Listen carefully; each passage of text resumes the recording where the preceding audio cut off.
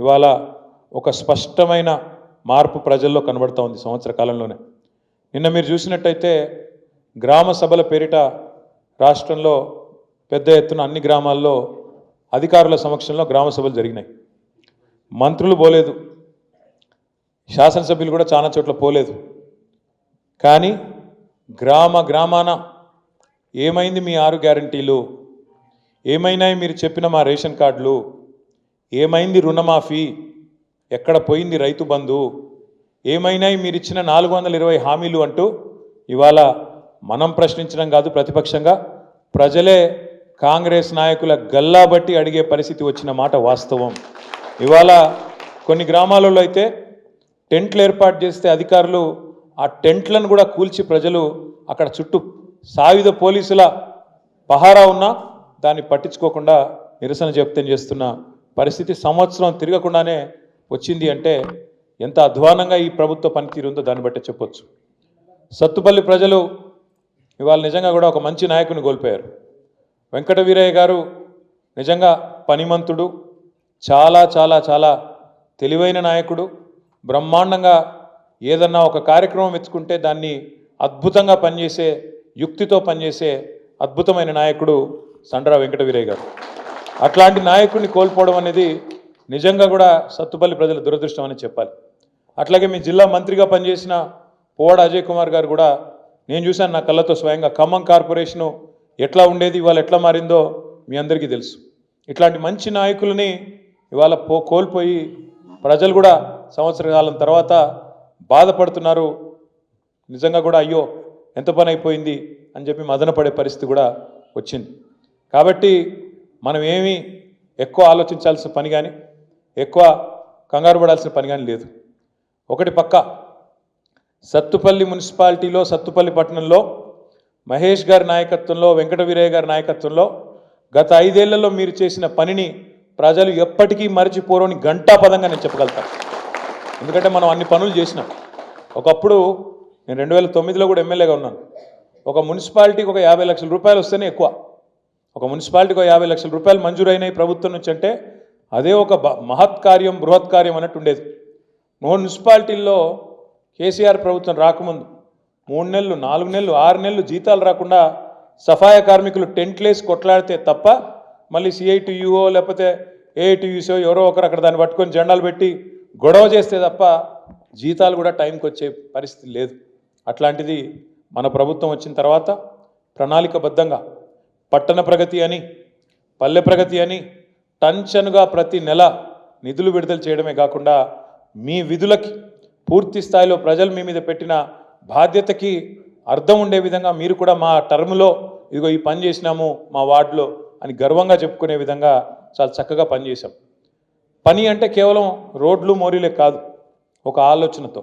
ఒక పట్టణం అంటే మోడల్ పట్టణం ఎట్లా ఉండాలి, ఆ మోడల్ పట్టణంలో కూరగాయల మార్కెట్ ఎట్లా ఉండాలి, ఆ మోడల్ పట్టణంలో శ్మశాన వాటికి ఎట్లా ఉండాలి, బస్ స్టాండ్ ఎట్లా ఉండాలి, మంచినీళ్ళ పరిస్థితి ఏంటి, పారిశుద్ధ్యం పరిస్థితి ఏంటి, ట్రాక్టర్లు ఉన్నాయా లేవా, పోనీ ఆ ట్రాక్టర్లు ఉంటే ఆ ట్రాక్టర్లో డీజిల్ పోయడానికి ఆ మున్సిపాలిటీలో డబ్బులు ఉన్నాయా లేవా, ఇంత లోతుగా ఆలోచించిన ముఖ్యమంత్రి కేసీఆర్ గారు. కాబట్టే మనకు పట్టణ ప్రగతి, పల్లె ప్రగతి లాంటి కార్యక్రమాలు తీసుకొని పట్టణాల్లో ఆరోగ్య సమస్యలు రాకుండా, పట్టణాల్లో అపరిశుభ్రత లేకుండా సాధ్యమైనంత మేరకు, నేను 100% సమస్యలు పరిష్కారం చేశాం అబద్ధం చెప్పను, కానీ గతంలో ఏ ప్రభుత్వము చేయనంత బృహత్తరమైన ప్రయత్నం మాత్రం మన హయాంలోనే జరిగింది, మీ టర్మ్లోనే జరిగింది తప్పకుండా. అందుకే నాకైతే విశ్వాసం ఉంది, మళ్ళీ మీరందరూ తిరిగి గెలిచి తప్పకుండా ఎన్నికలు ఎప్పుడు పెట్టినా తిరిగి వస్తారన్న విశ్వాసం కూడా నాకుంది. ఇవాళ రాజకీయాల్లో విశ్వాసం అనేది తక్కువైపోయింది, విధేయత అనేది తక్కువైపోయింది. ఒక పార్టీలో గెలిచి ఇంకో పార్టీలోకి జంపు కొట్టడం అనేది సర్వసాధారణంగా పరిపాటిగా మారిపోయింది. అట్లాంటి ఈ పరిస్థితుల్లో ఇట్లాంటి ఇబ్బందికరమైన సమయం వీరయ్య గారు ఓడిపోయి మన ప్రభుత్వం పోయి అయినా సత్తుపల్లి మున్సిపాలిటీలో మీరు 17 మంది కౌన్సిలర్లు, 23 మంది గెలిచినా 17 మంది మరి ఇవాళ ప్రతిపక్షంలో ఉన్న విశ్వాసంతో ఉంటూ, పార్టీ పట్ల విధేయతగా ఉంటూ, ఏ రకంగానైతే వీరయ్య గారి నాయకత్వంలో ఇవాళ సత్తుపల్లి గతంలో అభివృద్ధి చేసుకున్నామో అదే పద్ధతిలో పార్టీ నిర్మాణం కోసం కూడా మీరు కష్టపడ్డందుకు హృదయపూర్వకంగా అభినందనలు తెలియజేస్తూ, భవిష్యత్తు ఖచ్చితంగా మళ్ళీ మనదే. ఎందుకంటే ఇందులో ఎవ్వరికీ రెండో అభిప్రాయం అవసరం లేదు. అప్పుడప్పుడు చీకటిని చూస్తేనే వెలుగు విలువ తెలుస్తుంది, గాడిదని చూస్తేనే గుర్రం విలువ కూడా తెలుస్తుంది ప్రజలకు కూడా. అందుకే ఈ సంవత్సర కాలం కాంగ్రెస్ పరిపాలన చూసిన తర్వాత వాళ్ళ గ్రామాలలో రైతులు బాధపడుతూ ఉన్నారు, గ్రామాలలో మహిళలు బాధపడుతూ ఉన్నారు.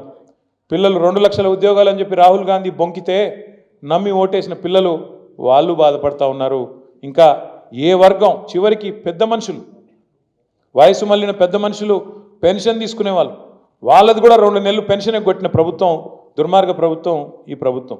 కాబట్టి ఏ ఒక్క వర్గం కానీ ఏ ఒక్క మనిషి కానీ వాళ్ళ తెలంగాణలో కాంగ్రెస్ పరిపాలన వల్ల సంతోషంగా ఉన్నవాళ్ళు లేరు. వాళ్ళ ముందు తీసుకెళ్ళిపోయి ఒక గొట్టం పెడితే చాలు, అసలు అవతల ప్రభుత్వం ఉంది, మంత్రులు ఉన్నారు, ముఖ్యమంత్రులు ఉన్నారు అనే భయం కూడా లేకుండా ఇవాళ గర్జిస్తూ ఉన్నారు ప్రజలు సంవత్సరం తిరగకుండా. నేను మొన్న చేవెళ్ళ నియోజకవర్గం పోయినా, అక్కడ ఒక మహిళ చెన్నమ్మ అని, నాకు నిజంగా నాకే ఆశ్చర్యం అనిపించింది, ఇట్లా కూడా అంటారని. నేను అడిగినానమ్మా నీకు ఎంత ఉందమ్మా పొలం అన్న, 4 ఎకరాలు ఉంది అన్నది. రుణమాఫీ అయ్యిందా అని అడిగా, 54,000 ఉందండి కాలేదు అన్నది. మరి రైతు బంధు పడిందా అన్న, రాలేదు. తులం బంగారం వచ్చిందా, రాలేదు. 2,500 వచ్చినాయా, రాలేదు. ఏం చేద్దాం మరి అన్న. ఒక్క క్షణం కూడా సంకోచించకుండా ఏమన్నా తెలుసా, పుల్ల గీసి అంటుపెట్టాలి అన్నది. పుల్ల గీసి అంటుపెట్టాలా, ఈ ప్రభుత్వాన్ని తగలబెట్టాలా అన్నది. అంత కోపం సంవత్సరం నిండకుండానే ప్రజల్లో ఇప్పటికే ఉంది. మనం చేయాల్సిందల్లా ఒకటే, ప్రజా సమస్యల విషయంలో మీ నాయకుడు వీరయ్య గారి పిలుపు మేరకు, పార్టీ పిలుపు మేరకు విధేయతతో ఎట్లా అయితే ఇన్ని రోజులు నిబద్ధతతో పనిచేసినారో, రేపు పార్టీ పిలుపు మేరకి అన్ని ప్రోగ్రాంలు కూడా బలంగా తీసుకుందాం. తప్పకుండా సత్తుపల్లిలో కూడా మళ్ళీ తిరిగి గులాబీ జెండా ఎగరేసేదాకా నిర్విరామంగా అందరం కలిసికట్టుగా పనిచేద్దాం. కేసీఆర్ గారిని తిరిగి ముఖ్యమంత్రిగా చూసేంత వరకు అందరం కూడా ఎన్ని పరీక్షలు ఎదురైనా, ఎన్ని కేసులు పెట్టినా, ఎన్ని ఇబ్బందులు పెట్టినా ఇంకా ఉన్నది కేవలం కొంతకాలమే. సంవత్సరం అయిపోయింది, 13 నెలలు అయిపోయింది. చివరి సంవత్సరం ఎట్లాగో ఎలక్షనే మిగిలింది, మధ్యలో 2.5-3 ఏళ్ళు. కాబట్టి భవిష్యత్తు మనది. తిరిగి గులాబీ జెండానే ఈ రాష్ట్రానికి శ్రీరామరక్ష అవుతుంది. ముమ్మాటికి ఇప్పుడున్న రైతు సమస్యలు, ఇక్కడి నుంచి నేను నేరుగా నిరంజన్ రెడ్డి గారి ఇంటికి పోవాలి. అక్కడ మన రైతు అధ్యయన కమిటీ అని ఒక కమిటీ వేసుకున్నాం, నిరంజన్ రెడ్డి గారి నాయకత్వంలో, మాజీ వ్యవసాయ శాఖ మంత్రి గారు, వారి సమక్షంలో మీటింగ్ ఉంది. అందుకే నేను ఎక్కువ కాలం మీతో గడపలేకపోతా ఉన్నాను.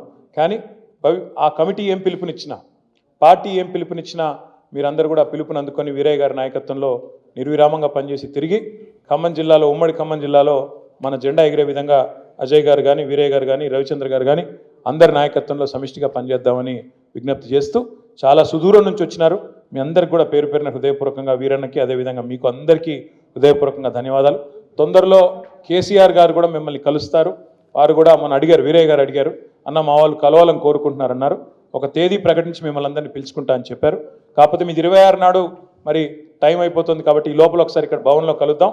తర్వాత కేసీఆర్ గారితో కూడా మీటింగ్ ఏర్పాటు చేసి మళ్ళీ మీ అందరినీ, కౌన్సిలర్ని, వాళ్ళ కుటుంబ సభ్యుల్ని, ఇంకా ముఖ్య నాయకుల్ని కూడా సత్తుపల్లి నుండి తీసుకొని వచ్చి కల్పిస్తామని చెప్పి తెలియజేస్తూ మళ్ళొకసారి మీ అందరికీ ధన్యవాదాలు, నమస్కారాలు. జై తెలంగాణ.